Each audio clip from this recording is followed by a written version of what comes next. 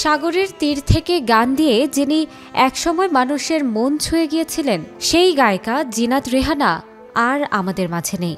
2 জুলাই মঙ্গলবার রাজধানীর একটি বেসরকারি হাসপাতালে শেষ নিঃশ্বাস ত্যাগ করেছেন এই বর্ষিয়ান সঙ্গীত শিল্পী। মৃত্যুকালে তার বয়স হয়েছিল 76 বছর। পারিবারিক সূত্র জানিয়েছে, জোহরের নামাজের পর গুলশান আজাদ মসজিদে তার প্রথম জানাজা অনুষ্ঠিত হবে। এরপর বনানী কবরস্থানে তাকে দাফন করা হবে।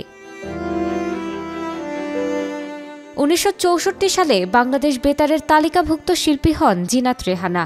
এরপর টেলিভিশনেও গাইতে শুরু করেন। 1968 সালে বেতারে রেকর্ড হওয়া গান সাগরের তীর থেকে গেয়ে শ্রোতাদের মনে জায়গা করে নেন তিনি। এই গানের পাশাপাশি আরও অনেক জনপ্রিয় গান গেয়েছেন তিনি। তার কণ্ঠে শোনা গিয়েছে একটি ফুল আর একটি পাখি, আমি কানন দিয়ে ডেকেছিলাম, আমায় যদি ডাকো কাছে, কপালে তো টিকলি পরব না, মনে রেখো স্মৃতি থেকে। তিনি চলে গেলেন, কিন্তু তার কণ্ঠ রয়ে যাবে বাংলার সঙ্গীতে চিরকাল।